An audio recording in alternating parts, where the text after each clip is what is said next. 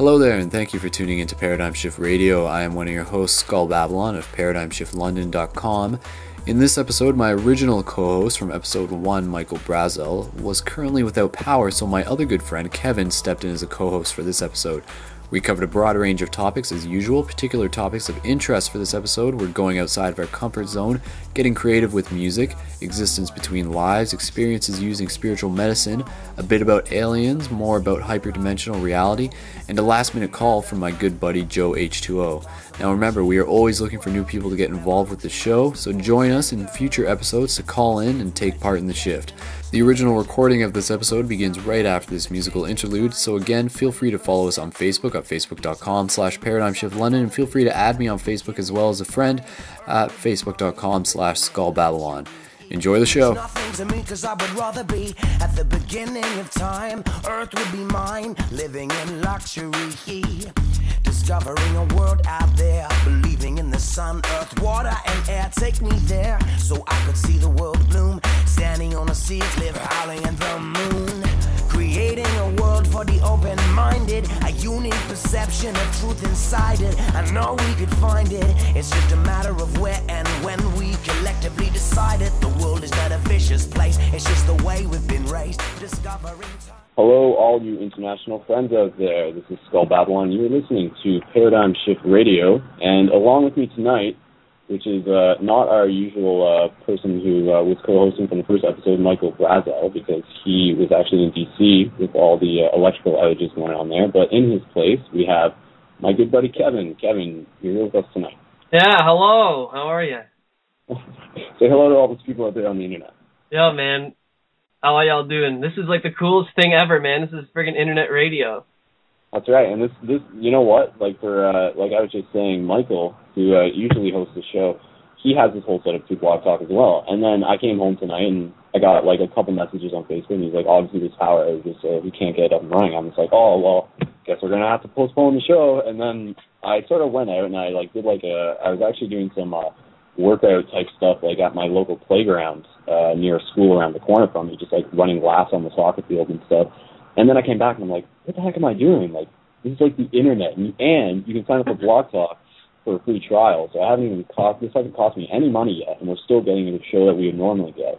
And basically, we just pulled it together last second. And here we are. We're on the internet. Oh man, I pictured you in the middle of that soccer field when that moment hit you, just like, wait, what am I doing? I can just go on the friggin'. This is the internet, man. This is 2012. It's awesome.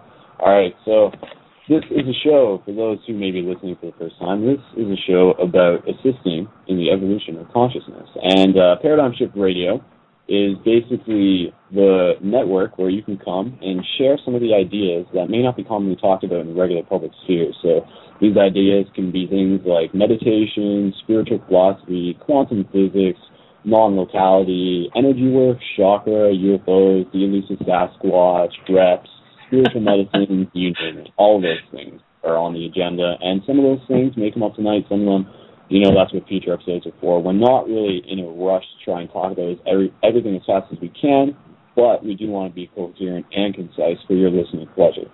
So, with that said, for those who are actually in the chat right now, which is not a lot of people, send out a message on your Facebook, let them know that we are live on air right now, and we want to get some more people involved. But in the meantime, in terms of just life path and everything, Kevin, me and him, we met back when Paradigm Shift was originally in Fanshawe College, and he came out to one of the Paradigm Shift events, and was the first one you came out to. That was also the lucid dreaming and astral projection one, was it not? How do you remember this? This is like over 2 years ago, 3 years ago. This is intense. Well, obviously, I mean, I do remember you being there, and that was a pretty epic moment for all of us, I think, That sort of really showed that we're moving forward with this, We had our first guest speaker come in, we had our free punch and pie going on, and it was good. I loved the punch and pie. But the whole lucid dreaming thing, and when he started talking about Atlantis is when I kind of knew that, shit was going to get real in this one session. Because up to that point, I had never even contemplated the existence of Atlantis or Lemuria and stuff like that. So you're right, man. It was a totally epic time. Yeah, and now since then you've sort of gone on your own path. Like that really sort of opened up a lot of doors for you, did it not? It's well, I feel like that was the first instance in which I felt a sense of community with lucid dreaming and with the, for lack of a better word, like the spiritual side of things. That there are other people out there who were thinking all the same stuff that I was thinking and were interested in lucid dreaming. It was awesome. It was amazing. And yet you're right, man. Since then, I've kind of started walking my own path, read a lot of books, do a lot of walking.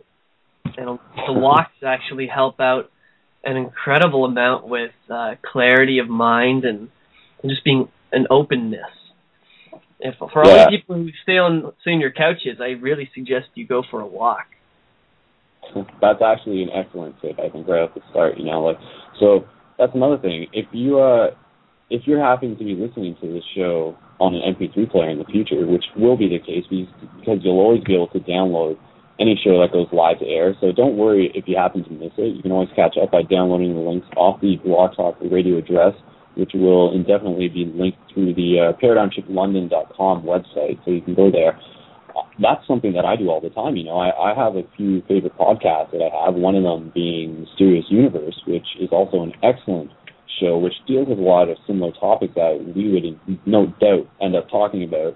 And that's the website for that show is www.mysteriousuniverse.org. So in addition to this show, also check out that show. But like Kevin's saying, I have an excuse to go for a walk every day, and it's called taking my dogs out, because it's just something that's part of my schedule. But I mean, if you don't have dogs, there's nothing stopping you from just going out there, and that's kind of what I had to get myself up to doing tonight, because I hadn't really planned on going out and running around at the park. But once I got out there, and it was just sort of messing around on the jungle gym, doing push-ups and like pull-ups and jumping over stuff and doing rail balances, and then I was just like, you know what?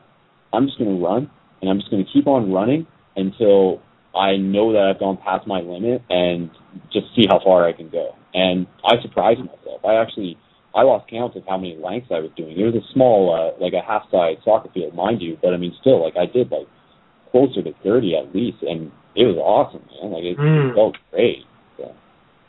Yeah, man. I've started a running practice as well, and you're totally right, man. It feels so good.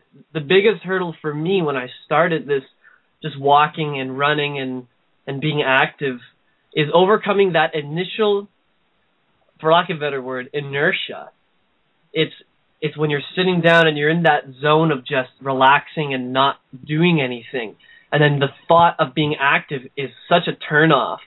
You don't even want to go out and be active, but it's overcoming that first hurdle of, I don't want to do it.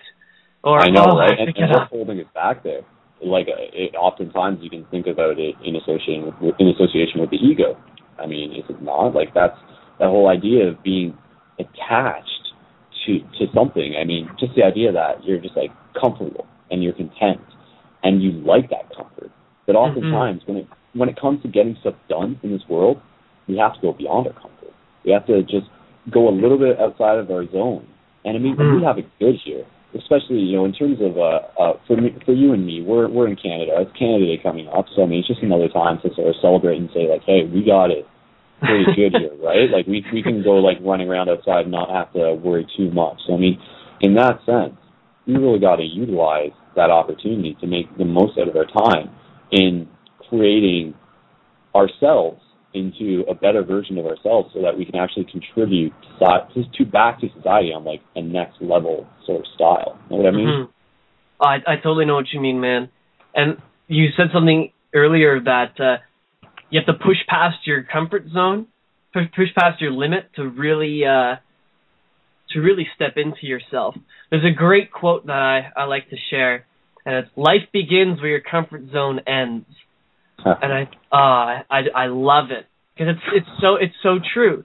I mean, to have expansion, you have to push against the limits of yourself. It's like to blow up a balloon, you have to push enough air into it so that it hits the limit of the rubber and then expands. and it expands and expands and expands and expands. And I feel that is totally what people are starting to overcome now. We're starting to find courage to do that. Yeah, true. I see what you're saying with the balloon analogy, just to sort of emphasize the visual. Like, take a full-blown balloon, one that's decent rubber, and it's going to be about 100 times bigger than what it was at its original scale. For most people, you're right. If you just put in that first breath, it's like, oh, this thing's about as full as it can get, and it's like no bigger than a fist, right? But I mean, to actually get it, and again, this is like a metaphor for your potential within life, right? To actually just push back past that first little part, there's just so much more that you grow upon that you just haven't tapped into yet, but it's there for you. And this is like some stuff that you can sort of approach in a very spiritual, like meditative, sort of accessing higher states of consciousness perspective kind of way, right? So if you're not taking the extra effort to practice your meditation, to try and be healthy, to treat your body like a temple. And I mean, obviously they say that in religion, but that's because that is something that's very, like, I mean, that's pretty straightforward, right? But in the literal sense that, like these bodies, they're vehicles. So we gotta maintain them. We gotta keep them up to speed if we want to be able to, like, use them for what they're actually for. And I don't think we went through, 400 billion years of evolution. I think I just actually, I don't know, 400 billion years? That's 400 billion. 400 bajillion years. That is a huge number. Oh my God. 400 billion. Yeah, it's at least a gajillion bigger than a Google. Wow, we're just making stuff up now. But what I was saying is that after all that evolution that we've gone through and everything, I don't think we got to this point to sit around on our butts all day. It's great that we have things like video games. Don't get me wrong, I'm an avid fan of video games, and for all the people who are out there playing video games, it's great. But there comes a time where you just gotta say, you know what, playing video games isn't necessarily going to change the world. Is it going to change me? It's going to change my experience? Yeah, it could. I mean, there's a lot that you can get out of in terms of, like, video games. And, that's something that, like, I'm pretty fond of talking about, I guess, but it's not something we need to totally delve into right now. But if you're serious about video games, anyone, I suggest you check out Quake Live. That's, like, one of the most intense video games out there. It's real next-level stuff. But, Kevin, tell me, how's it going for you, like, in terms of your habit? Are you getting around to meditating, like, as much as you would like to, so to speak? My habit? Well, I actually stopped meditating for a while. I meditated pretty much every day, and it got to a point where I felt that meditation wasn't really cutting it anymore. I didn't feel like it was doing anything, which was surprising. So then I decided to just, I'm going to adopt the constant meditation where you just walk and meditate. Needless to say, I slipped into kind of the opposite of what I wanted, but in slipping to the opposite of what I wanted, which was not being active, not eating well, doing drugs, and not meditating, I was conscious through all of it, or at least conscious enough that now I feel that discipline is a very healthy part in the practice. Being disciplined to do it every day or to do it as often as you want, but discipline is not passion, and discipline is not progress. In my opinion, discipline will get you up off the couch if it's strict enough and getting to do it, but it won't make you love it. We need something that can transcend discipline, because discipline, I feel, is a very mind-oriented activity. It's a very, I'm going to write this into my agenda activity. But to really, really get to the core of something, we need to be passionate about it, and we need to feel not just that we're getting intellectually stimulated, but, like whole bodily stimulated. And so where I'm at now with my meditation is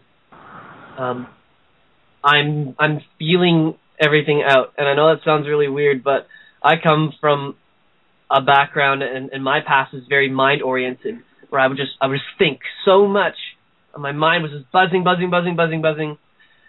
And I'm moving away from that. I'm moving into feeling with my body and moving through life as a fluid, as opposed to a mental exercise.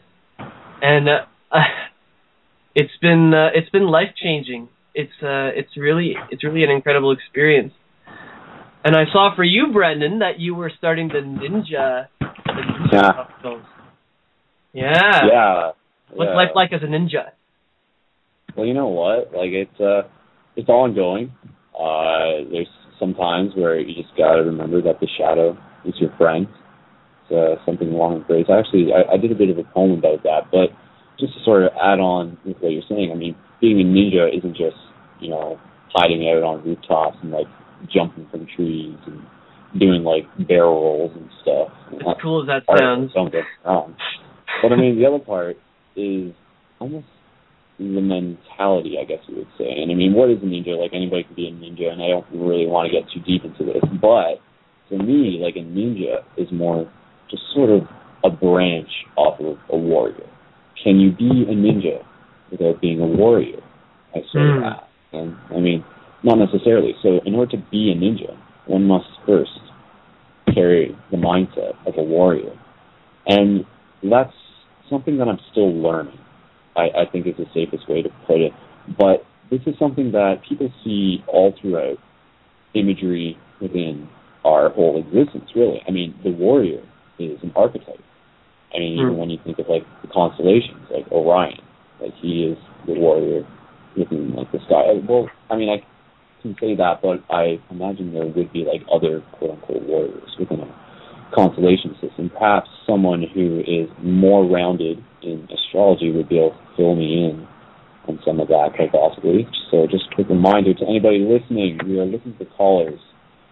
We are looking for people to get involved with the show, and that means you. So first of all, we want you to help share this show, get this out there to people who might be interested in listening. But not only that, we want you to get involved, and we want you to add to the show and tell us what's been going on or what sort of tips that you might have for people in terms of progressing on this life path that we're all on, sort of thing. So, Kevin, do you have, I mean, you've already shared quite a bit of insight, but essentially it's never ending, and essentially it's all coming from the same source, just through different perspectives. But that's what we want to do. We sort of want to share our perspectives, because we are all the experience of the collective, experiencing itself from different perspectives.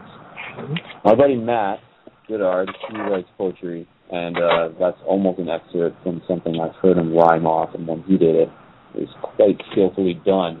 Because I think poetry is always an interesting thing. Now, have you ever approached poetry from sort of a artistic, spiritual mindset, so to speak? Me? Oh yeah, well, dude. Hold on, let me just introduce for the people who Kevin is, who aren't not really too sure, because I know he hasn't introduced him. So let me introduce him to you. Kevin, my buddy from Fanshawe College back in the day, he graduated from music industry arts and currently has his debut CD released online. Would you say that? Would you call it a CD at this point? Oh man, since then I've released 2 CDs and 7 singles since the debut CD you're talking about. Yeah. And so that's available on my website at kevingarrett.com. But what is music to you? Beg your pardon? What is music to you, to put it simply? What is music to me? It's funny you say that, because I had a really crazy experience with music not like 40 minutes ago. The music to me is a living, kind of like an energy, but like a living energy. It's like the expression of the universe in that one moment using sound. How do I explain this? It's like the way I see music is, you see someone playing the guitar, right? We'll use this as an example. And Brendan, you're playing the guitar. So Brendan is playing the instrument of the guitar, and a lot of people just see Brendan playing the guitar, and Brendan is sort of the creator of what's happening. But the way I see it is there's like more levels to that.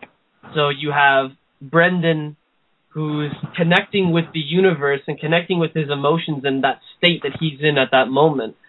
and expressing himself as a being and as an energy, and at that point, through his own body, and the medium he's choosing is the guitar. So it's like Brendan is playing the universe as an instrument through the guitar as the physical portion of that instrument. Does that kind of make sense? Yeah, that does. Yeah, I think you really like stretched it out there, but essentially, yes, that is what's happening. It's the universe expressing itself. But that's just what you can say about everything, so to speak. But I agree, music is awesome, and it's just one of those things where to see someone who's a master of it is it's amazing. I mean, you just to see the level of synchronicity, like the way the instrument literally becomes an extension of their self. You become so familiar with the movements of your own body, but to understand and master something slightly beyond it, that's impressive, I think so. And what instruments do you play, Kevin? I play guitar, drums, bass, and sing, and piano, and then I won't go into the many smaller instruments that I play. But the music that I've recorded on my website, I've had to do all by myself. So I just got a band, which is cool, but up to this point, I've had to essentially teach myself drums and bass and all that fun stuff. And I'm looking at the chat here, and I can't really pronounce his name. I'm just going to call him Vonat. He says, drums for me, anything to bang on and harmonize. I really like where he's going with that. I feel each instrument brings its own voice. So like each instrument has its own intelligence and voice and energy, much like each person has their own voice. And I particularly like the drums because there's like a spirit. There's a spirit of the drum. And the way that I see someone playing drums is that when you hit the drum, it's like this fluid field of sound and energy coming off of it, and this feeling. And then it comes back into the drum when it stops sounding. So as you play each drum, the spirit of each drum comes out. And as you get into a groove, the drums breathe with the air and with the feeling. And if you stop listening with your ears and start listening to music with your body and with your heart, you'll start to notice that music breathes. Melody and rhythm and drums breathe as much as any other person else. I'm not sure if you've ever experienced that sort of it's interesting human quality. I like personally, we all sort of have our things that we're good at and everything. I haven't mastered any particular instrument to date, but not too long ago, as in only a couple of days ago, I was just picking up a guitar and just sort of trying to make music with it. I'm not at the point where I can actually memorize any notes beyond just a couple or whatever, but I'm just sort of trying to play it by ear and see what happens when I hit the chords and just try and sing some stuff to it. And it's very playful. I'm just like, oh, what does this noise make? Oh, let's see what happens now. And I'm sure every musician goes through that stage. You said something interesting just there, which might be why you're having so much difficulty. You said, I'm just trying to play it by ear, which means you're trying to play stuff that sounds good, not something that feels good. Feels good, right? Well, you know what? I actually, I think that was more of just a saying, so to speak. But indeed, I think as I get more into it, that will be the part that comes out, because I can just think if I can hear something in my head, just to be able to bring it, to manifest that into reality, instantaneously, I would love that skill, man. And I'm actually planning on getting some audio software, basically, for the computer, because I do plan on making my own music, even synthetically, through, I believe the program I'll be using is Reason. Are you familiar with that program? Audio production? Oh, yeah, dude. Yeah, dude. I studied half my year in Reason. Reason's so basically, you're familiar with that. I figure I'm actually going to get started in with that, and that would actually be pretty cool, just to synthetically start combining music, because that is honestly something I have not ventured into. needless to say, I've been quite involved with more of the video, like sort of film and graphic side of it, and music is not something I've totally delved into, but now that we're at the point where the technology is accessible, it's just a matter of time, is basically what I'm saying. And I think that's awesome, man. Like, I look forward to the future where we have, like, some sort of crazy holographic digital interface instruments. You know what I'm saying? Oh, I'm picking up what you're putting down, Brendan. The holographic side there. But I want to ask you something, because you mentioned you haven't ventured into the music side, but you were kind of venturing into the music side, and you stayed more to video and picture. What could you describe sort of what your creative process is like? Like when when you experience a movie, when you have a movie come to you, how does it happen, and how do you translate that personally from your heart to the actual screen? It is really quite interesting the way how videos work out, and I can even go back to some of the stuff that I originally did when I was like really young, because I think I was essentially almost doing it the same way. Even then I was sort of really doing it.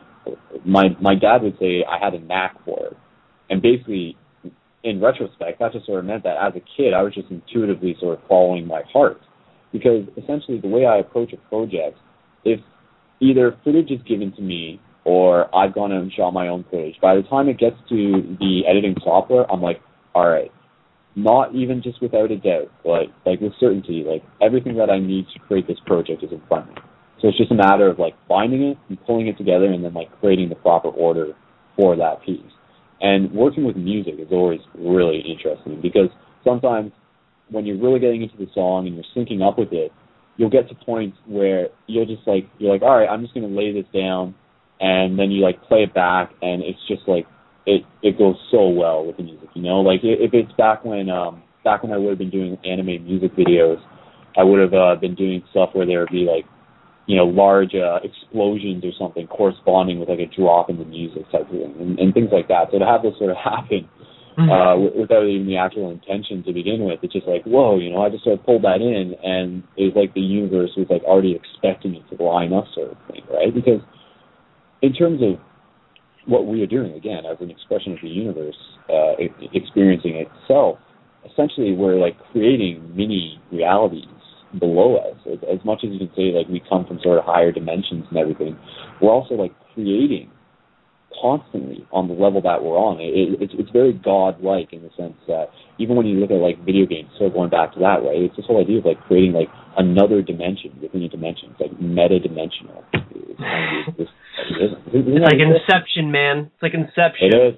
How deep does it go, man? Soon we're going to be like building robots that build human robots. Yeah. And then those human robots won't know the robots. Well, there is a reality in which that exists, man. There is that can exist.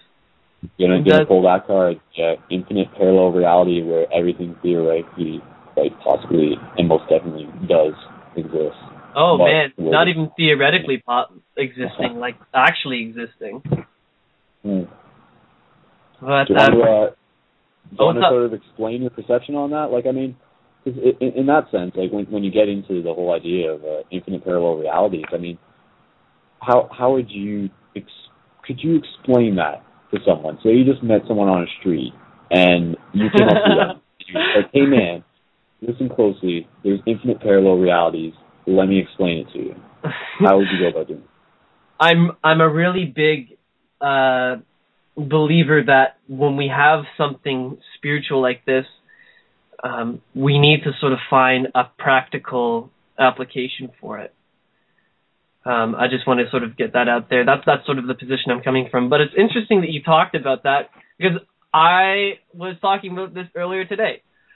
So Bashar, and for those who don't know who Bashar is an extraterrestrial who belongs to the race called the Asani and is channeled by a guy named Daryl Anka. Really cool dude. He explains it that, okay, I'm trying to explain this to a person on the side of the road. The first thing we understand is that everything is one. And you keep saying it yourself, we're an expression of the universe. So if we use universe as one universe, the one verse, one song, then we're all expressions of it. We're all one thing. We're one thing being experienced as a perspective of many things. So from that standpoint, if we can accept the fact that we as people and everything in the universe and situations are all one thing, then that has to apply also to space and time. Space and time would be the same one thing, just being experienced as a different perspective. So the infinite parallel realities comes in when we explore that if space and time are all one thing and we have to collapse the many into the one, there's no future, past, far future, or streaming timelines anymore. It's everything is now and everything is here. So all existences are happening simultaneously because there is only now. There's no futures, no past, because everything is one. And there is no anywhere but here. Which also, that means that throws out the idea of reincarnation. Because the idea of reincarnation is you live this life, you die, and then you get born again in a new life, you live it, you die, and you go in this linear idea. But if we're not dealing with a linear idea anymore, reincarnation becomes multiple simultaneous incarnations, where all your lives that you've ever lived and will live, to use that terminology, exist now in the one moment of now. And just to sort of add on to what you're saying there in terms of the past life thing, there's an interesting video that was posted just the other day or not too long ago by a good buddy of ours, Mahanomi Nathan. He's been doing quite a bit of excellent work. You probably recognize him if you saw one of his videos, which I can link up into the chat as well as in the video description that you're listening to on YouTube in the future. And basically, one of the things that he brought up in his video in terms of reincarnation is the idea that at some point in our past lives, when we were going through all these processes of coming into awareness and then falling out of it and everything, those of us who would have come into awareness, like those versions of ourselves that came into awareness, when we came into awareness, because at the time things weren't like as super chaotic, so to speak, as what they are now. Like right now, we're dealing with some really interesting energies. There's so much going on. Just the frequency is off the chart. Amazing energy. And it's a total time for excitement as well as, great sort of potential and all that. So what was happening back then, so this would have been, a couple thousand years ago or whatever, then there may have been more of like this openness and this understanding to source, if you want to call it that, with the idea that you yourself knew that eventually you would be reincarnating as the you that you are now in the present. So back then, they could have been like sending out positive energy and intention to your future self, who is the you now from the past. And this could have been happening on like multiple levels. So keep in mind that from where you are now, you actually have the support of your past selves in a multi-dimensional sense. And sort of what you're going on with the whole idea of like everything sort of being one and the past and the present are kind of the same thing. But we are experiencing it on a linear timeline, which is the whole idea of this process, I think, because if we were to experience life from sort of a omnipotent, no sense of time sort of way, it would be a little bit different. And one of the things that's actually quite interesting, in terms of the Tibetan Book of the Dead, I haven't read all of it myself, but there's a good documentary, which I'll also post up in the links, and basically it sort of followed a character who goes through the process of death. But one of the things that struck me that was interesting is the idea that when he died, basically, maybe I'll have to take this back a couple steps, but basically, there's where we are now, which is like this physical dense reality. Well, when we die, we sort of our body right now is a vehicle. We are a light being or a soul, if you want to call it that sort of exists from higher dimensional states to begin with. And in these higher dimensional states, things are less dense, because that's kind of really the main difference is between up there and down here, if you want to give it a comparison, like as above, so below. Where we are is crystallized. That's kind of one of the best ways I can put it. And crystallized in the sense of, think of a Metatron's cube, or just like the Merkaba star, and fit one of those inside of itself, and then fit another one, and then put another one, and another one, and another one, and another one, and you keep doing this infinitely.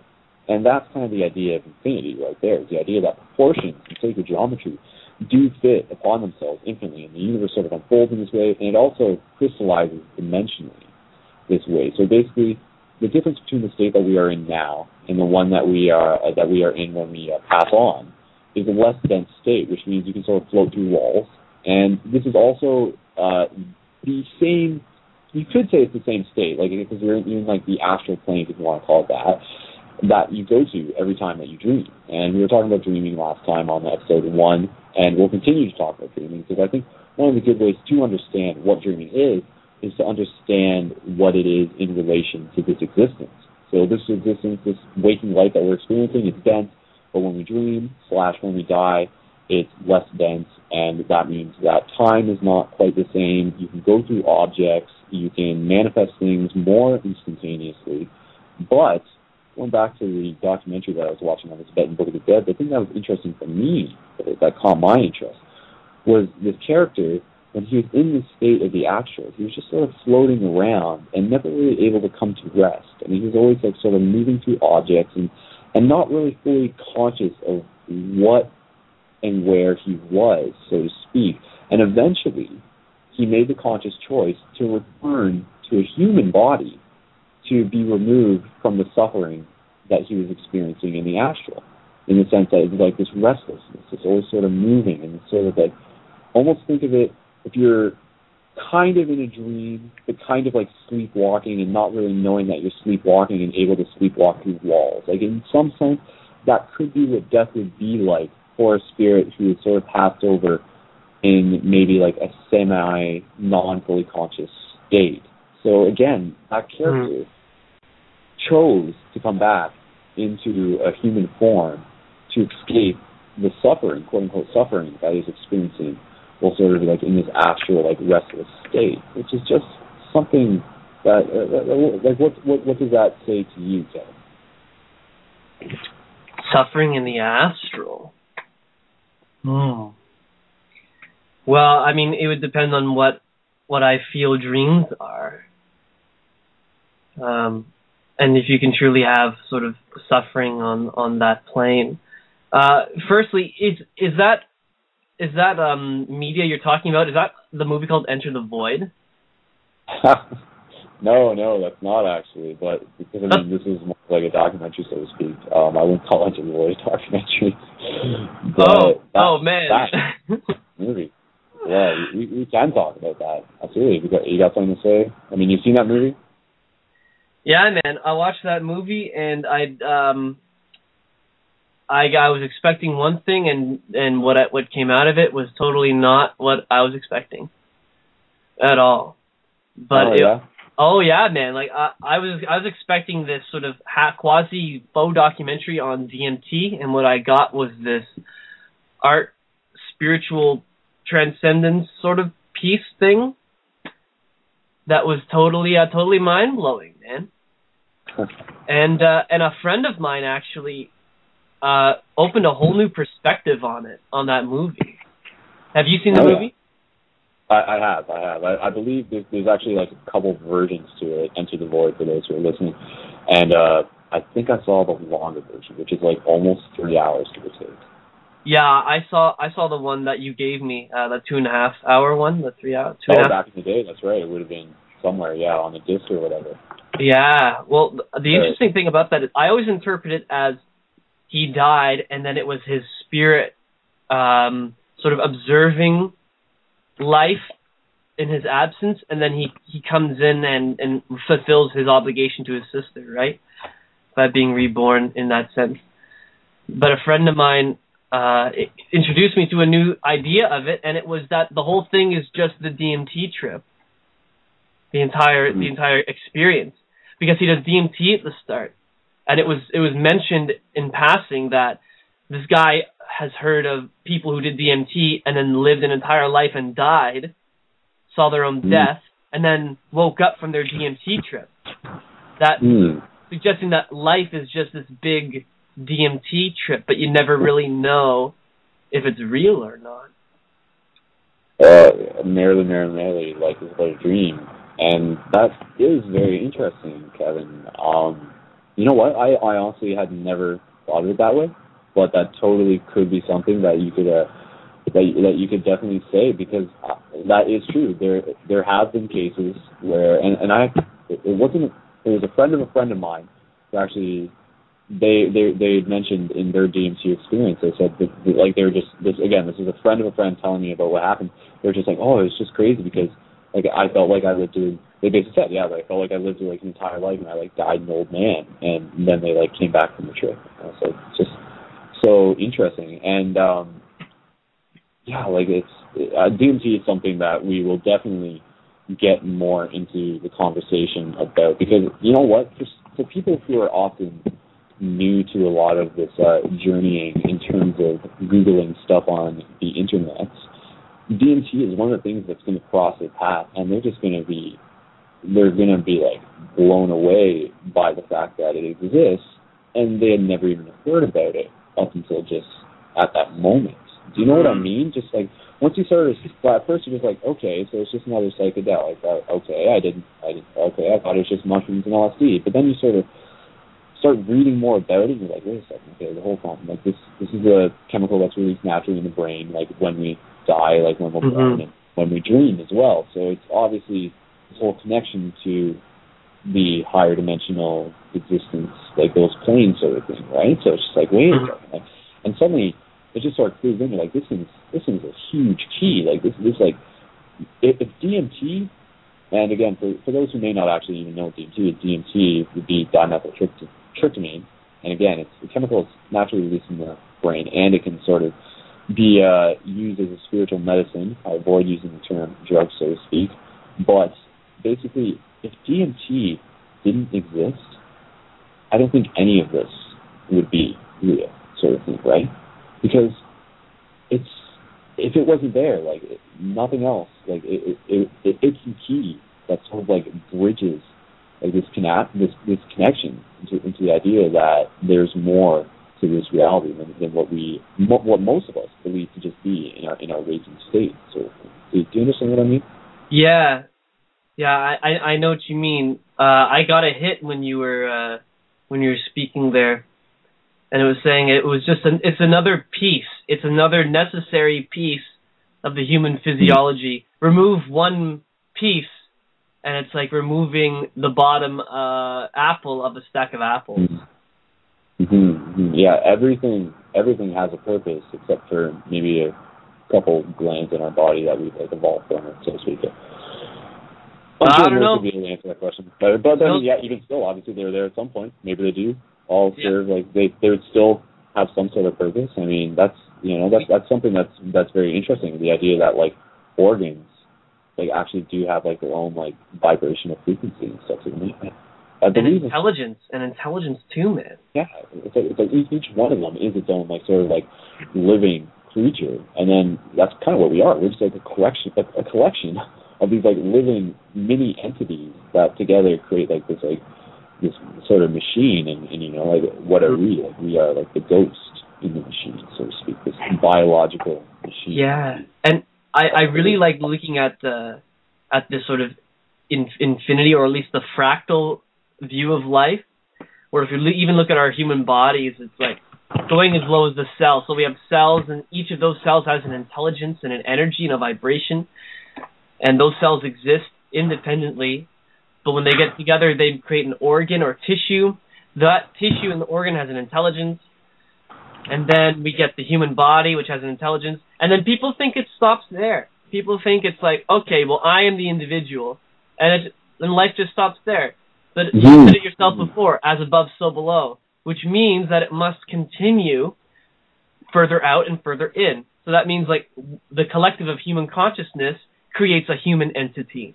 And then the collection of human consciousness on the planet Earth creates the planet Earth entity, and then the bodies of solar systems and galaxies, and it goes infinitely in that direction, and we're all just beings within beings within beings, and it's all consciousness.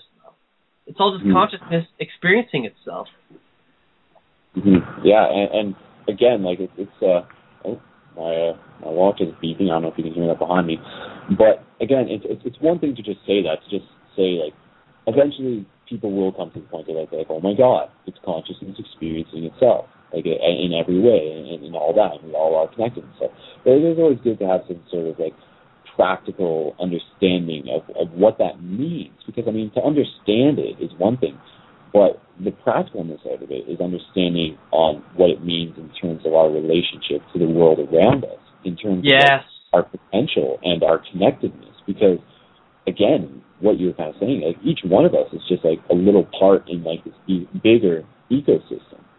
But the things that we do directly affect our environment, and we're definitely capable of like making a bigger impact than a lot of us would believe that we're capable of making in terms of projecting conscious thought and just being more conscious of our emotions and using that love and that light, if you want to sort of look at it that way, just promoting that in your everyday waking life, because those are the things that are going to help elevate the vibration, so to speak, of the people around you, if they're sort of open to that. And that's something that I think the world sort of needs right now. You know, the world needs a little bit more love. I think it always needs a little bit more love. It just seems to be a tad short on love. You know what I mean?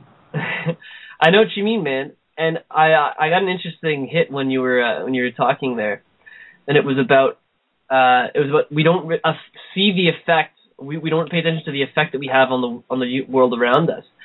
I feel that's really indicative of our society. Our society, we're lacking in confidence, and a lot of people feel worthless. They feel that they can enact no change in the world, and that they're just a drop in a huge ocean. And essentially, I'm just going to sum up and say there's a sense of apathy and worthlessness to what they feel. And unfortunately, that doesn't just apply to their own life and that they aren't active and they're being unhappy. It also applies to how they view and how they interact with the world around them. You know, so someone who feels worthless feels their actions have no consequence, and in that sense will treat the world around them, planet Earth and the people around them, with that same lack of care. So I personally believe that with we give more love, and we give more love by empowering these people to pursue their dreams, to pursue that happiness, and to find that sense of power, that strong rooted place of power that everyone can find, and then move from that and realize that, yes, I can make a difference and I can make a change, and I do belong in this world, and what happens to this world affects me, and I need to take a part in what happens. Mm-hmm. And one thing that sort of hit home for me in terms of sort of realizing a bunch of stuff on my throughout my journeys and everything, I always found the idea of reincarnation interesting. And when I sort of came to the idea, I was like, well, hold on a second. Not only would I be helping create a future for my children, my children's children, et cetera, theoretically, I'd be helping create a future for my future self to live in. Now, I think that's a pretty cool idea. Oh, definitely. Because I would love to come back into a future where we are at that state. It's hard to even imagine, and maybe it won't even necessarily be on this planet, so to speak, right? Because Earth is just one school in this universe, you could say, and maybe that will be the case. Maybe the time will come where we'll actually have like the conscious choice to reincarnate on another planet, and maybe we'll go there in this life. You know, maybe some aliens will come down and graciously sort of take us back to some party back on their home planet. Let's figure out, Kevin. I don't think we need aliens to do that. We can do that. We can do that right now, even without them. They do it with us.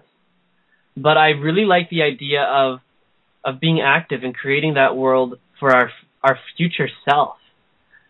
To create a world that we would want to experience again, and we would want to live in, not just for our own sakes, but for everyone's sake. And that goes back to that. All things are one. Where when we create worlds that's better for everyone, we're really creating worlds that are better for ourselves, because we are everyone. Yeah, and we have to do it, but I mean, obviously, we're saying, like, yeah, like, do it for yourself, but understanding that yourself is essentially, like, the whole experience. So, don't, like, you want to do it another one. You do want to go out there and do the things and understand that you may not be recognized for your efforts in some cases, but that shouldn't be why you're doing them. You should generally be doing them for the well-being of those who you care about and those who you may not even essentially know. So it's just something that it's a good mindset to have, because depending on where you live, that's always going to be the case, so to speak, choosing on how you wish to involve yourself. I mean, society is all around us. But generally, the least you can do is just not go out in society and act like a jerk, so to speak. Right? So. Yeah, man. Treat others the way you want to be treated. Be the change you want to see in the world. All of these great teachers have told us over and over and over and over that what we do affects the world and it affects us. For sure, man. Well, you know what? I think this is going pretty interesting, considering there's only 9 other users in the chat. I'm not exactly sure if that specifically correlates how many listeners we have, so to speak, but I believe it either way. 9 sounds about that's a good number in my books. But right now, I think I was going to load up another song. Apparently, it didn't necessarily load up, but I am going to play a song for our listeners. And in the meantime, we're just going to take a break, but I want to remind any of our listeners who are in the chat right now, you may have to create a user account to log in properly. But at that point, once you do, if you have Skype, open your Skype, and on the page that you're listening to right now, you'll see a button that says call in to talk to the host. Click that button, it'll launch your Skype. Just say choose application. And then we will have you in the queue, and that's what we want to do. We want to bring on a couple other people here where we still have time to take part in the conversation. We want to hear what you guys are experiencing. We want to hear some of your stories. We want to hear some of your tips. We want to hear whether or not you actually had an experience this one time on DMT where we got to speak to some self-transforming machine elves. If that's something you've experienced, if you want to hear about it, so on Shift Radio. And we'll be back shortly, right after this break. In the meantime, please send out this link to your friends, get them involved, get them listening, and help evolve consciousness. Great. See you soon. Babylon with my buddy Kevin. And what's that, Kevin? Do you got something to say real quick? Not just, we'll see you soon. That's it. See you soon. All right, guys. And not treat them in the way that you want. It's possible to see your eyes be the devil in disguise with another front end. It's possible to change this world, revolutionize the boys and girls. It's possible to educate the next generation that will rule the world someday.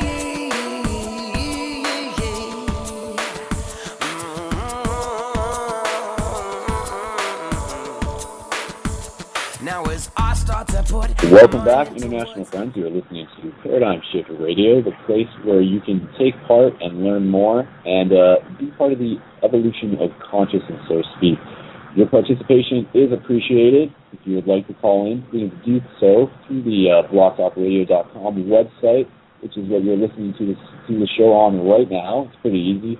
I think Kevin was saying you may not even need to make a real account. You might be able to log in through your Facebook. We're still trying to figure this out. But we want to hear from you. And even if you're just in the chat, tell us, what do you guys want to talk about? What's interesting to you in terms of expanding consciousness or UFOs or UFO sightings or crazy hard weather or anything like that? Like, whatever you guys want to talk about, that's what we're here for.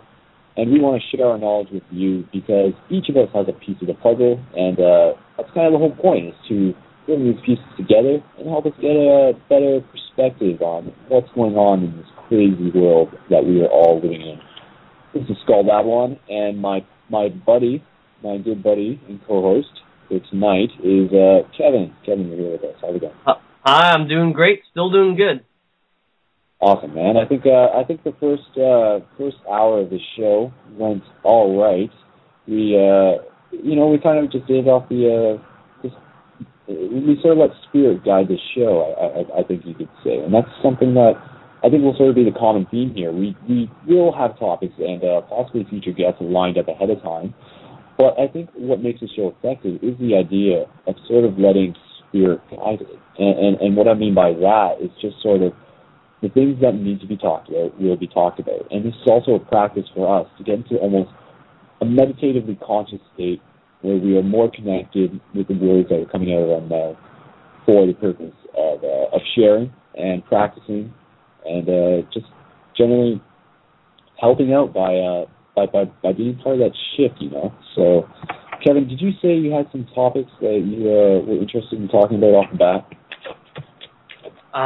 Yeah, I mean, something that I wanted to ask you, and just to talk about in general, one of the most common conversational topics or questions that I find people asking me is how to deal with people who are very aggressively opinionated against your opinions, against your beliefs.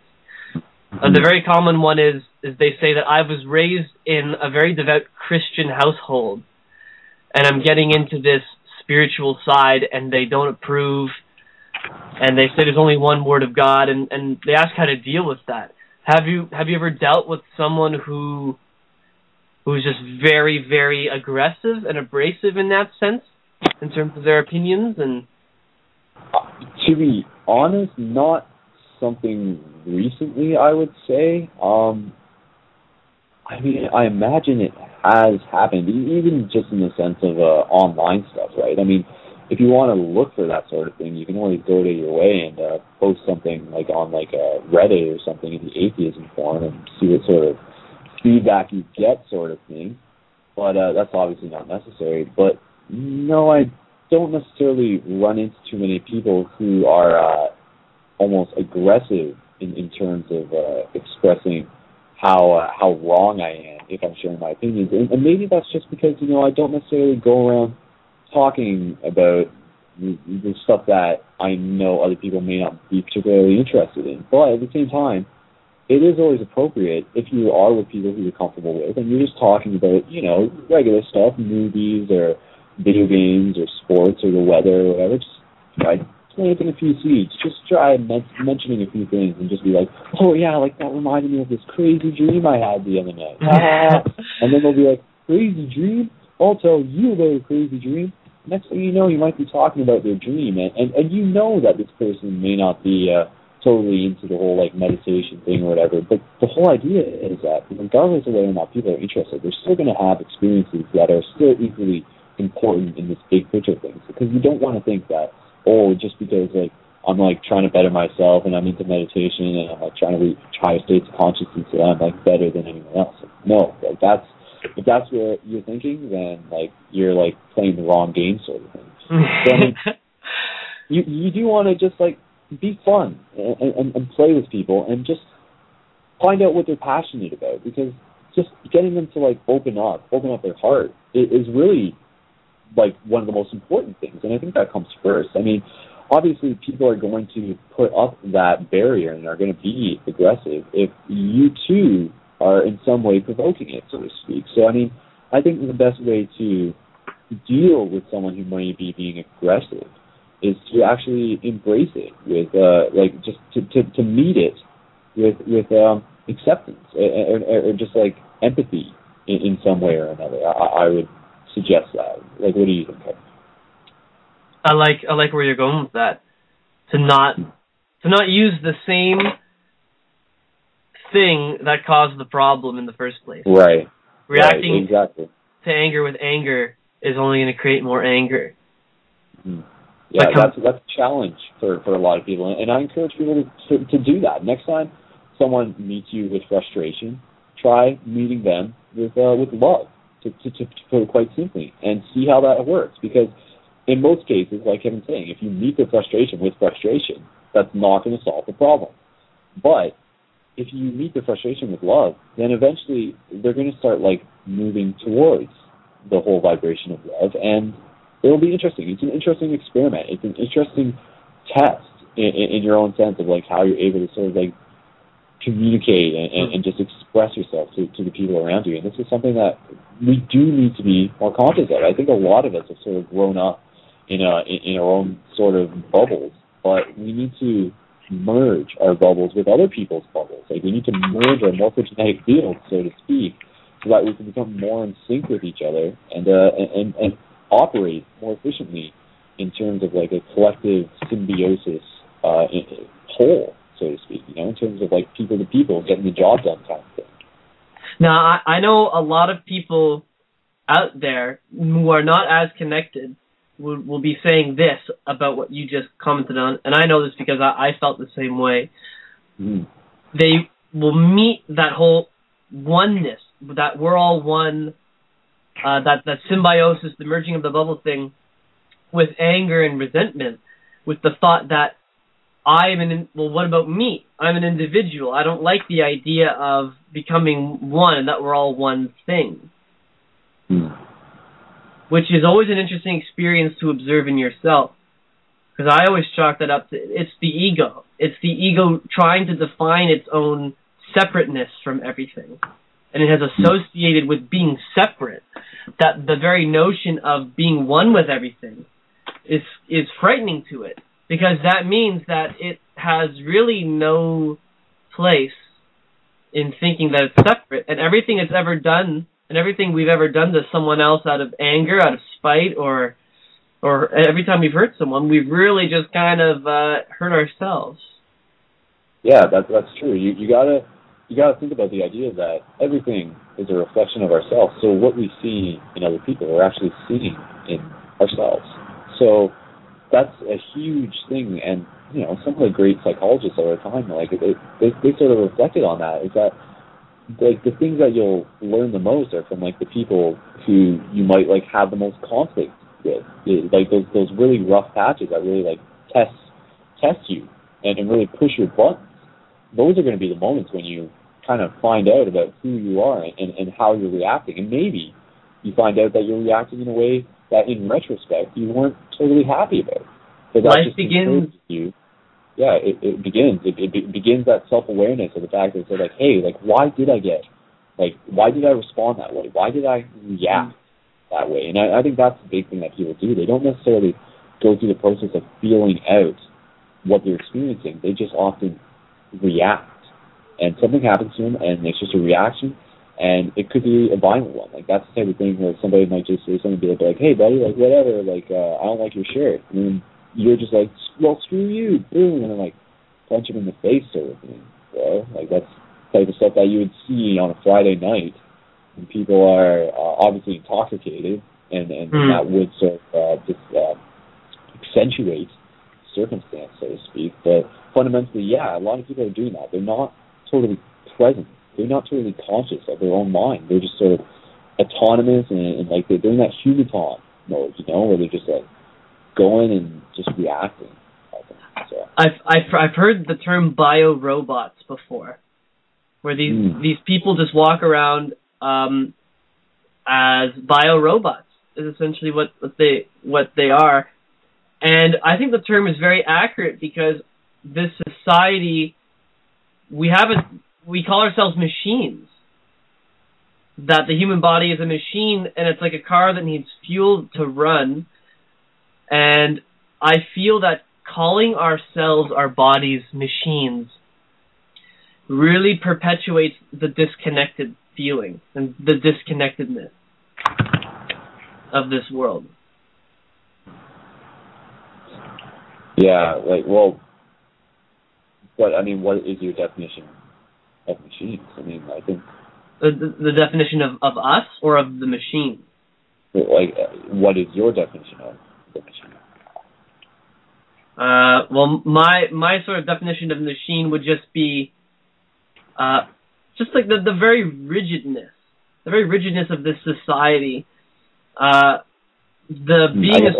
Always sort of falling into the same patterns, almost. Yeah. And the robot is the best example. It has a set amount of commands that it follows, and it's just how it uses those same commands over and over to get to achieve a goal. There's no real adaptation. There's no real thinking in it. So yeah, like generally. Go ahead, sorry.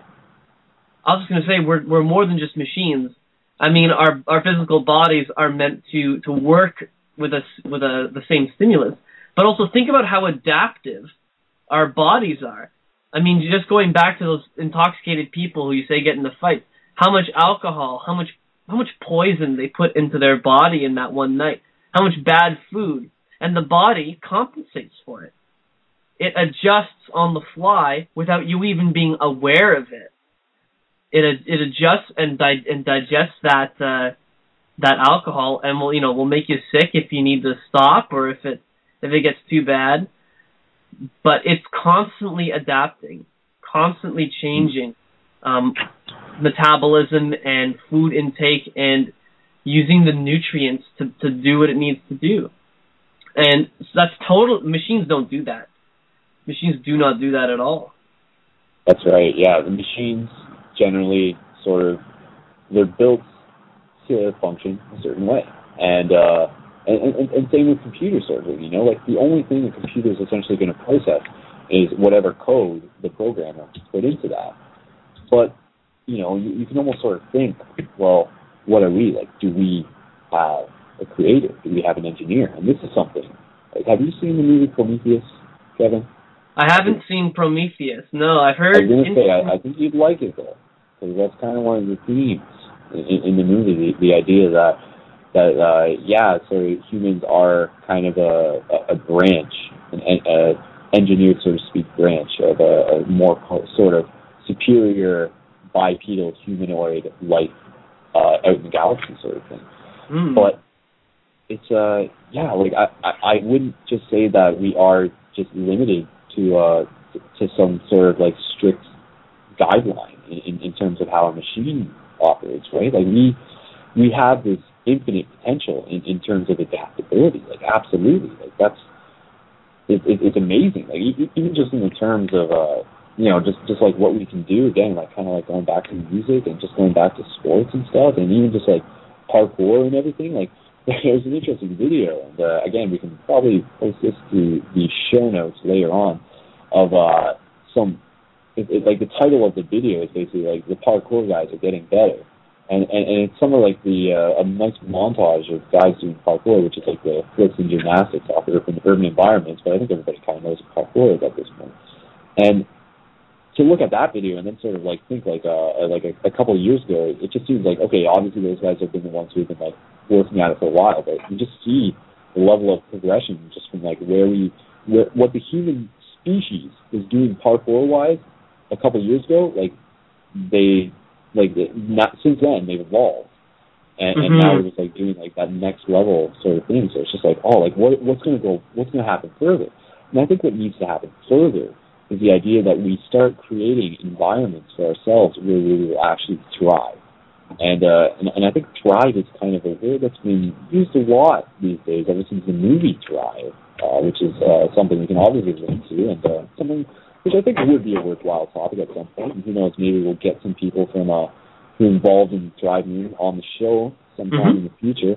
But I agree with the idea that if we're in an environment that is sort of optimally designed for our potential, it's something that we won't really even know until we actually like experience it ourselves. And maybe that's where we're moving to in the future, right? Like maybe we're like moving to those like new environments where like the human species is just like optimized, or maybe that's like already kind of like stuff that's been happening in other parts of the galaxies, different parts, again, sort of going back to the idea that we are not alone, obviously, in the universe. Well, I don't want to say obvious, but I think it is kind of obvious now at this point. Like there almost is indisputable evidence as to the fact that there's definitely more going on than just like our little like blue dot in the middle of space.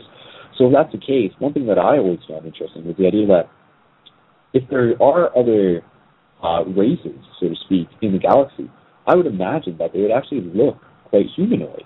Like that was just something that to me just sort of made sense. This idea that the human body, the human shape of it is something that would sort of commonly grow in various places, like on a planet, regardless of like where it is in the galaxy, like based on the fact that like the right elements will sort of be there, and obviously it might be varied to a degree, but that's what do you think? What's your just sort of segue into a little bit new conversation? What's your take on aliens there, Kevin? My take on aliens is I don't like calling them aliens. There we go. That's true. Aliens does have a stigma attached to it, you know. I think Will Smith helped perpetuate that in the movie Independence Day, but at the same time, I think he did redeem himself lately in the Men in Black 3 movie, because if you haven't seen that, there's actually a really interesting character in that who's actually what they refer to as a fifth-dimensional being. Now, have you seen the movie Men in Black 3, Kevin? Not. No, man, but there's a fifth-dimensional being in it. Yeah. There's a character in the film, and his name is Griffin, and basically his perception expands beyond the now. So they sort of meet him at a party, and he's just sort of like talking in this like sort of high speed kind of really interesting character kind of voice, and he's basically like, oh well we're gonna need to move quickly, unless this is like, because this might be the parallel reality where the bad guy comes in the door and shoots through like that person and like hits that other person over there and almost kills us, sort of thing. Unless this is a parallel reality where all the lights were red and he hasn't gotten here on time yet. And then they like wait 2 seconds and it's like, oh, okay, I guess it's that one, sort of thing. So it's just a really interesting idea, because it's sort of opening up audience to the idea that there are other entities who experience time and space in a different perspective than how we do it. I mean, for us, it's very linear. But with the idea of going up higher dimensionally, and this could also be like in the sense of extraterrestrial, one must also kind of use the term ultra-terrestrial. And I don't even know if that's a real term. I may have made that up. It's quite possible. But to me, ultra-terrestrial sort of it includes the idea of not only beings that are like physical and off this planet, but the idea that like entities that are sort of higher dimensional and still capable of interacting with it here on this planet. Because I think, Kevin, go ahead. I know that you finished, because I did sort of cut you off there. Like, I know you said that aliens, the first thing about aliens is that you don't even like calling them aliens. So how do you like think about aliens? I feel like our language as a human species, or at least in English, we have the language that's so limiting and is so indicative of our separateness that it's difficult to talk about this sort of stuff and really convey what we mean. Because the only two words we really have are extraterrestrial, which just means people who are from off this planet. It doesn't even include dimension. We have extra-dimensional, but I feel like that even doesn't do it justice. And then we have aliens. That's what I said. Ultra-terrestrial might be a new term that we might have to sort of define as we go along. If it hasn't already been invented, I may have invented it. I'm not too sure.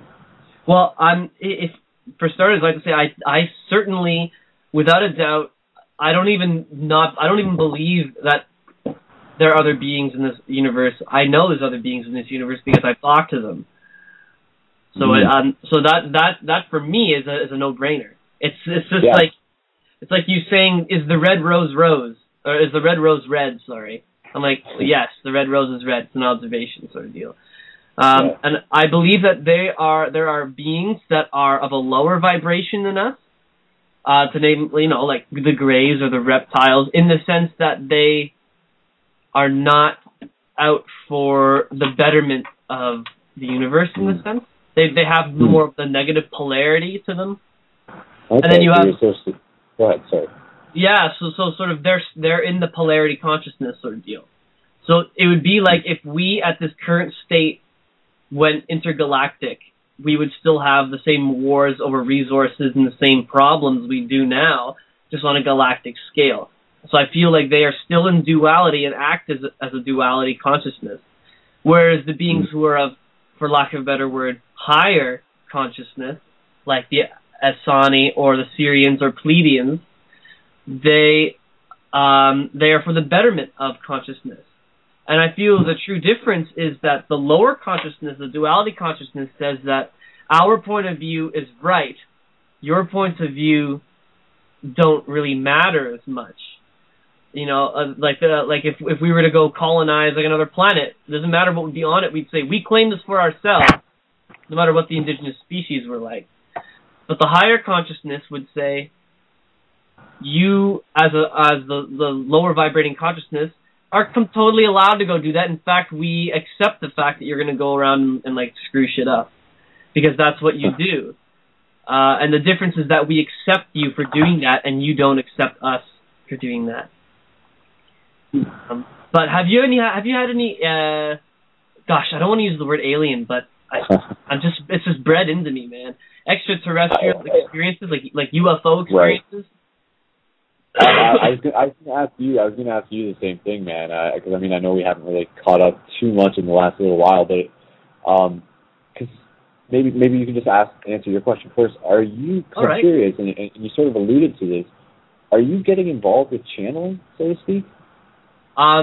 Well, we all channel at some point or another, and at some level. To play music is to channel music, is to channel your higher self in that sense. But I know what you're asking. Yeah, man, I've full-blown channeled entities before. No way. Yeah, maybe you can tell us a bit about that. Or just explain to people, again, presuming people are tuning in and they don't know what channeling is. How would you explain it to them? Well, channeling is the vibrational connection between myself in the state that I am now and another being who vibrates higher. So essentially, I raise my vibration, they lower their vibration, and we meet somewhere in the middle, in which I receive information as energy as they communicate to me. And that's just how they communicate. They communicate through energy and through that sort of deal. Now, I took, this is all online, so you can look at it yourself. Daryl, Anka, and Bashar have the Art of Channeling workshop all up on YouTube, last I checked. And I watched it all the way through and did their meditations and stuff like that. And I successfully channeled some beings. And most of the time at the state I was in, they were mostly fragmented parts of myself that were calling to my attention to be reintegrated. But there's this one time, man, where I full-blown, absolute channeled, when I was high on mushrooms, and I channeled a collective of light beings well over 10,000 strong. And I gotta be honest with you, man. When I was in that state, I was seeing energy as light. I was healing. It was wild. It was totally an incredible experience. And since then, I've always been interested in channeling. That's really interesting, man. Now, just sort of getting into the use of spiritual medicine, so to speak. Because that is a conversation that we will talk about here on Paradigm Shift, because there really aren't too many places that you can sort of talk about that stuff. Like some person might sort of get a chance to do mushrooms on the weekend for the first time, might not even really know what they are, have this crazy experience, and one that would, in most cases, maybe quite positive.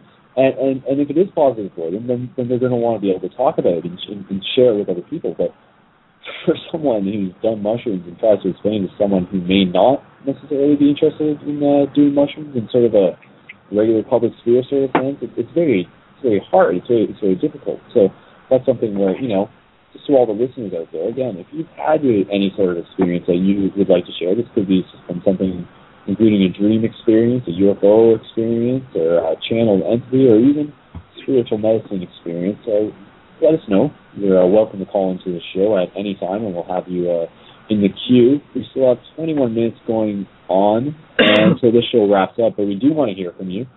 So, what we got some questions in the chat.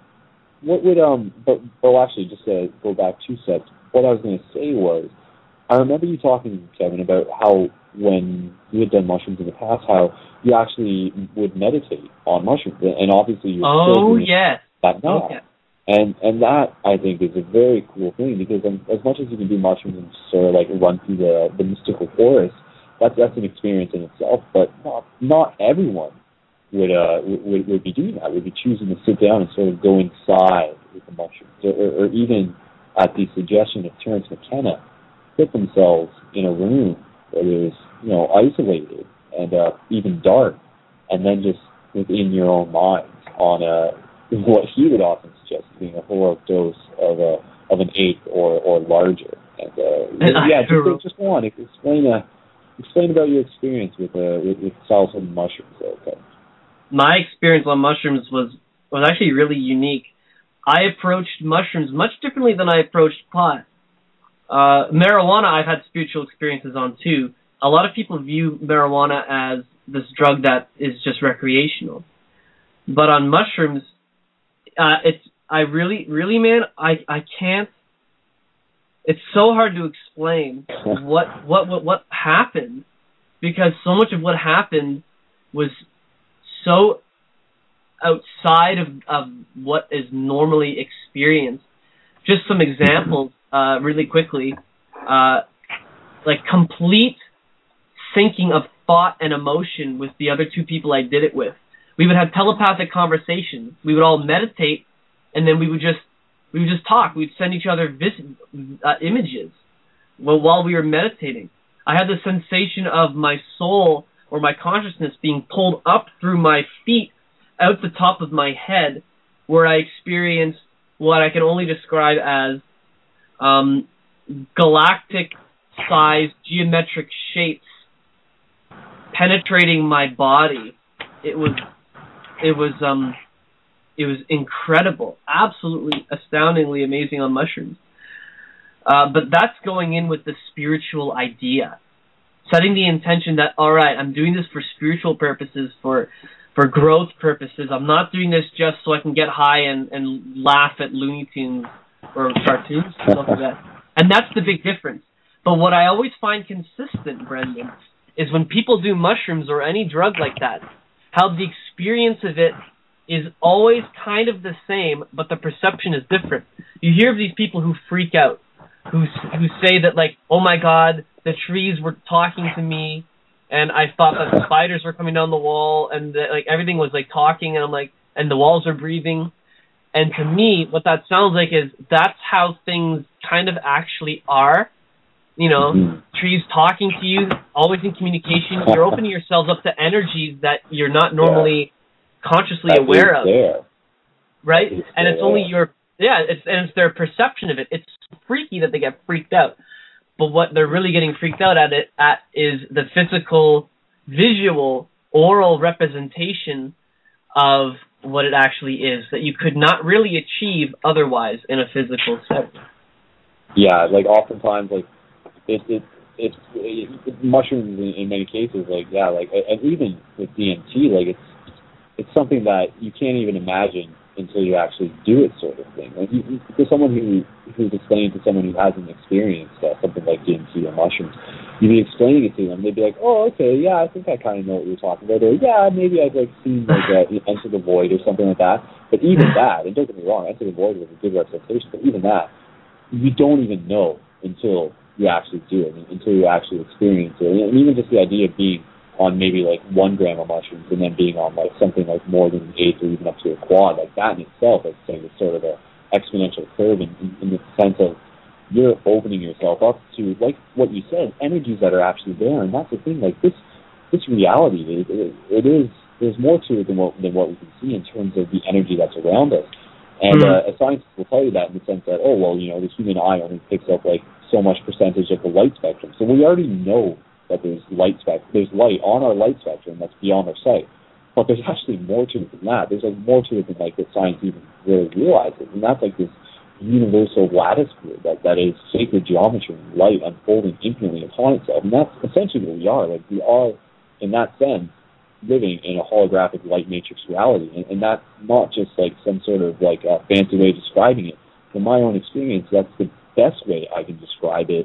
In terms of like comparing it to what we actually know in sense of words. Like that's actually what it is. Like, and it's insane, man, because what you're saying with in terms of like the telepathy between people who are using psilocybin mushrooms, that's something that's super interesting to me, because in terms of like psychics and telepathy and stuff like that, one of the things that sort of shifted my paradigm, so to speak, was the idea that I was like, well, hold on, like wait a second, you don't have to be a psychic to be a psychic.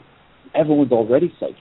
It's just a matter of like tapping into that and opening yourself up Because, I mean, the simple way of looking at it is that if telepathy is possible even at all, what's preventing it from happening all the time?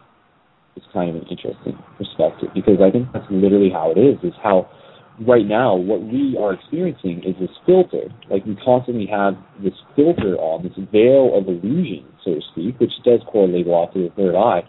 That is constantly on when we're in a waking state, and it's preventing us from sort of seeing the reality, so to speak, that's actually right in front of us. It's preventing us from seeing the code behind the matrix, so to speak. So in the same way that Neo's in the movie, in the first one, and he actually goes through death. He experiences death. He gets shot, and then he like comes back to life.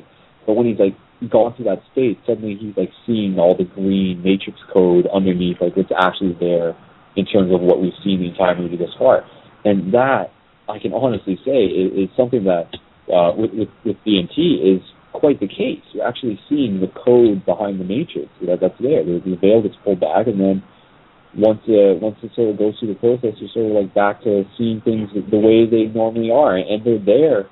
The way things normally, things look the way they do, so that we can actually function, so that we can actually go through our waking life. And in many cases, it's also there because this whole experience of collective consciousness, again, sort of going back to the practical side of like looking at things, like we're going through this whole process in order to remember what we are and our potentials within this reality. And it would be super obvious to us if this veil wasn't there. We would just be like, oh, well, clearly everything's like pulsating fractal light, like unfolding upon itself. Like, this is obvious to me. Like, I'm looking right at it, right? Like, obviously, like, your body's like emitting like morphogenetic fields and vibrations, and they're interweaving with mind and stuff. But since we can't see that, then that basically just sort of puts us in a state where we're more focused on what's sort of happening here in this third dimensional reality, you could say, which is a good thing.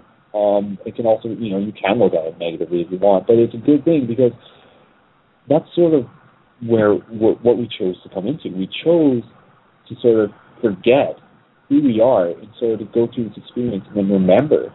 And then where we are in terms of this cusp, in terms of this whole 2012 thing, is that this is happening on a collective scale, is that more people are actually remembering.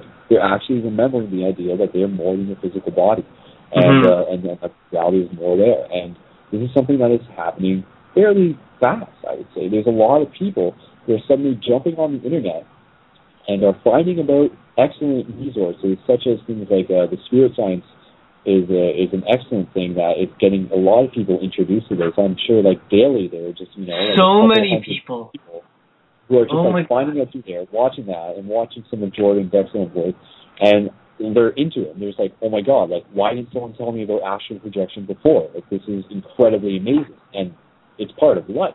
And they're like, well, wait, I can experience this?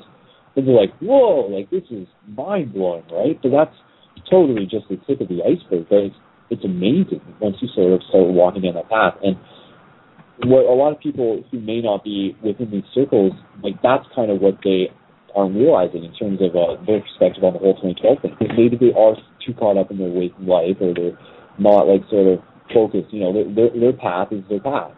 And they're just not really, they may not even really know about things like astral projection. So in terms of that, like, 2012 is just, like, off their radar. Or if it even is on their radar, it's just sort of like kind of like the whole stigma of a possible end of the world type like Hollywood movie sort of image of it. But basically, the way how I've seen it for the last couple of years is that 2012 is not like this flicking of the light switch event. Like, what's happening in 2012, what's happening right now, has been happening like forever.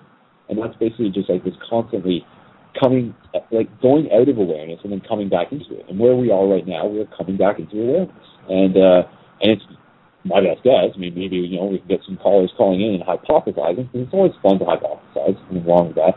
Hypothesizing what's going to happen in terms of the future and everything. But I'm, like, totally prepared to stick around for at least for, I don't know, I'd say it's kind of half jokingly, like, oh yeah, I'll stick around till 2020 and just see where we're at come down, sort of thing, like, and then maybe if there's like options arise, maybe I'll go like off world, and, some crazy adventure that way. But you know what I'm saying, Kevin? I know what you're saying, brother. I totally know what you're saying. Yeah. Well, I think I think that's totally just where we're at, man. And that's where shows like this are important, because as more people are finding out about it, they're going to get more excited about it, and they're going to want to get more involved with it, and they're going to want to hear other people talk about it. And more importantly, we want to encourage them to get involved talking about it, because, I mean, a lot of people just they don't have the opportunities at hand to have these sort of conversations. So that's where things like the paradigm shift movement, if you want to call it that, it's something that everybody can be a part of. And basically, Paradigm Shift London is the one that I'm associated with. Is basically, as we describe it, and I'll describe it again because this is sort of the tagline, it's a youth-initiated community that encourages and supports healthy living, open-mindedness, and the evolution of consciousness. And that's something that you too can start up in your own area, because maybe we'll talk a bit more about synchronicity more on another show, because this one is wrapping up, but maybe we can cover it. But in terms of synchronicity, if you build one, if you build it, if you set out the intention to find more people in your community who are interested in this type of stuff, you will find them, because that is the path that you're choosing for yourself, and you just have to put that intent out into the universe, and it'll start happening. So we're encouraging people always to start their own paradigm shift communities wherever they may be, and let us know.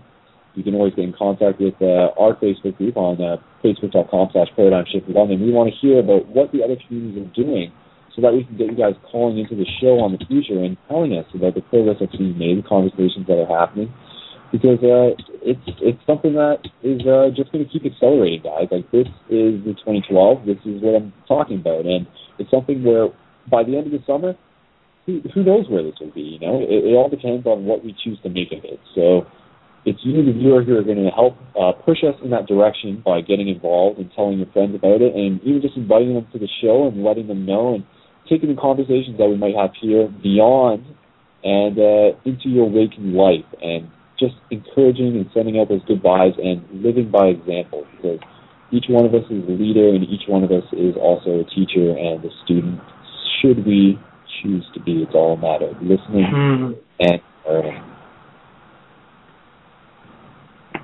Ain't that right, Kevin? Oh, sorry, I was having trouble following that last little bit. It's very late here. What do you have to say, Kevin? Like, what do you think is important for people to sort of get out of an experience like this whole okay, like closing thoughts sort of thing. Kind of thing. We're coming close to the show. We might just start wrapping it up here. But yeah, like, generally, if you could like share sort of a tip with people. I think we already did at the beginning of the episode, but just there's some words of advice from there. Yeah, man. If I were to give words of advice, it would really just be not like, trust yourself, trust in your own moral compass. The thing that separates this path, this sort of spirituality and this movement with like traditional religion is that you don't need to take any of it. You don't need to believe any of it.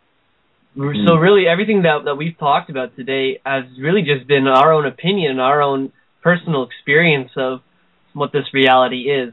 And if it doesn't resonate with you, if anything doesn't resonate with you, just don't accept it. Don't even worry about it. Don't even give it a second thought.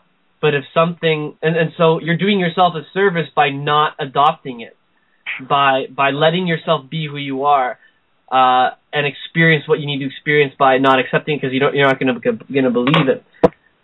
But you also need to do yourself a service by, when you feel like something is right, to pursue that. So if we say that between us we believe God exists, and you are a person who doesn't believe that God exists up to this point, but you have an inkling, this little feeling, so this resonation that maybe God doesn't exist. Maybe I should look into that. You're doing yourself a disservice to not follow that resonation, that attraction. It's all about following your attraction at that point. That's really some of the best advice I can give. Just follow your attraction, whatever your attraction is. That's right, yeah. Like, you'll find the things that you're attracted to in this life, because part of it is kind of understanding that you chose the life lessons that you're going through for yourself, sort of thing, between lives. And again, this is just my idea. This is just my way of sort of seeing it. This is my way of sort of making sense of this whole experience that we're going through, is the idea that you sort of have to embrace even the negative things, because people are going to, and it's something we've already sort of talked about, that you have to understand that everything is sort of a life lesson. And there may be lessons that you have to repeat because you might not be getting them the first time. So be conscious of how you're responding to your environment. And just take note as to whether or not you're reacting or whether or not you're consciously sort of thinking. And whether or not you're actually following your heart, so to speak. Because like Kevin was saying, we have that built-in GPS system, and that's basically our intuition. That's something that we can develop. It's something like any sort of muscle in our body. It gets developed over time, and we can sort of practice this just by going out there and sort of walking around. And that's one thing I'm always interested in, sort of, is when you go, say you live near a city, say you go out into the city with this sort of perspective, and you anticipate running into someone you might know or meeting someone new, because it's really almost impossible for synchronicity not to occur should you put the intention out there and should you like step into the environment around you and just like get out there, right? Because that's all it takes. Like the universe is there waiting for you. It's just a matter for you to step out there and get involved. Like, absolutely. So confidence is key. Have confidence in yourself. Have confidence in the universe. No fear. Carry love on your sleeve, sort of thing. Like this is some serious stuff. It might sort of sound funny when it's sort of talked about commonly in such a way as we are here, but I think it's important, and I think it's a healthy reminder that people have to remember to be or choose to be the change that they want to see in the world. Because simply being is that's just one step. It's a choice to actually get up there and get moving. And again, sort of looking back to where we've come from at the beginning of this episode. This episode is very close to not happening. It could have very easily have just been me deciding that, well, hey, since Michael's power is out and he's originally the host, then we're not going to be able to pull this off. But I was like, hey, you know what? It's the internet. I can figure things out. The software doesn't seem too hard, and launched it. Got my dad's visa, got us registered, and here we are. I haven't constantly dying yet, unless I end up using this account for a month. But I imagine Michael will be back in the near future, whether it might be this week, it might be next week. I'm not entirely sure yet, seeing on how things go in the Washington, or not just Washington, in the D.C. sort of area. And I think that's one thing that could almost be an ending note on the show. But I do actually believe we do have a caller who is calling in, and we do have 5 minutes left on the show, so I will bring that caller in a second. Yeah. That's some last-minute excitement for you here, folks. But what I was going to say is, while we're all listening, and even for those listening in the future, just send out a little vibrations. Just send out some positive energy to the people who are going through the experiences of the aftermath of the storm from the other night. The people who are in the D.C. who don't have power and are going to be suffering a little bit. Just take a moment to consciously project your energy and just try and send out that love. Like, it sounds kind of silly, but people have actually sort of tested in scientific methods the idea that meditation can actually affect crime rates in areas, and that's something that I think we can talk about more in a future show. But again, well, that's a huge topic. How about your fellow humans out there? Just send out some love to the people who may be suffering on other parts of the world, because it's it's the least you can do. It doesn't take any of your time, and who knows? We may be making a difference. We might not be, but I think it's worthwhile to give it a shot anyways, because that's what we're here for. We're here to take part. It's better to try than to never try. Totally. You miss 100% of the shots you don't take. There we go. Kevin said it right there. So we are actually going to bring on this caller right now, who may be Zed, the guy who is the person, I should say, right, who's in the forum. So let's bring him on here. Hello. Caller, you're on the show. Hello. Hello. This is Joe 2.0. Hey, it's going great. Joe 2.0. Hey, dude. I just caught that your guys are on the air. I just caught that, so I thought I'd call you in because I was listening off my cell phone, and that was all right for a bit. But yeah, so I'd say hi to everybody. I got Spacelight here. You know me, right? Drinking it every day, skateboarding. That's right. You guys should have seen the thing I did. You should have seen what I did last night. Cool. I went so far, you guys.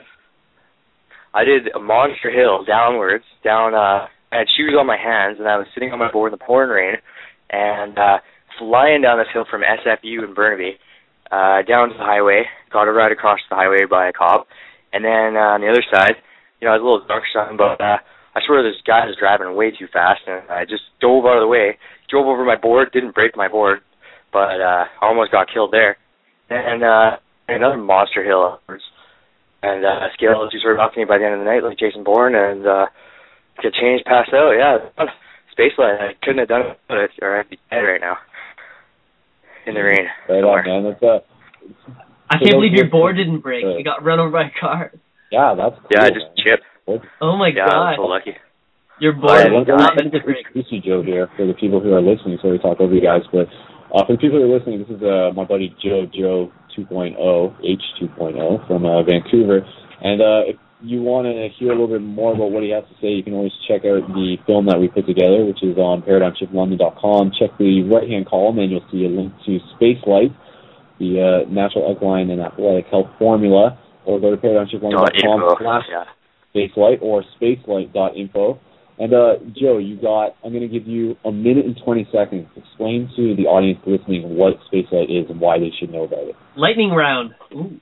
Wow. Well, I was at the Obi Ice concert, and it was pretty dope, actually. You know, a lot of rappers are promoting health and conscious.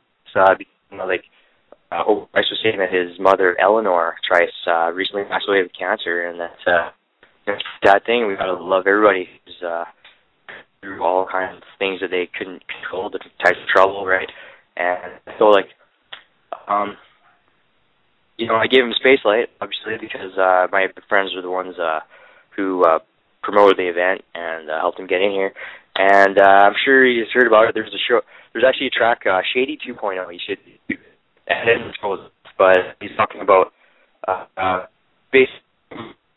his throat's wide open. He's ready for whatever you guys want to put down his throat. I think he's seen a documentary, actually, you know, Shady 2.0. Okay. But electrolytes, they get rid of the acid in muscles, stop you from dying when you're working out really hard, and it also kills bacteria by adding oxygen into your body. So it helps you on multiple levels, but it's also a new formula of the rarest type of electrolyte that we need the most, which is potassium. So it's good for water purification in the body or in several countries. And I guess I'll just leave it at that, but I just thought I'd say hi to everybody out there, and nice to see you guys are doing something.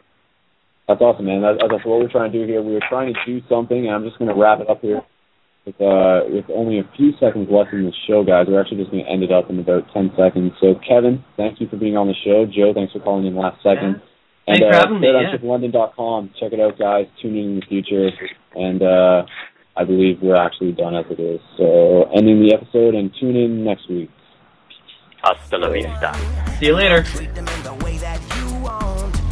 Possible to see your eyes be the devil in disguise with another front end. It's possible to change this world, revolutionize the boys and girls. It's possible to educate the next generation that will rule the world.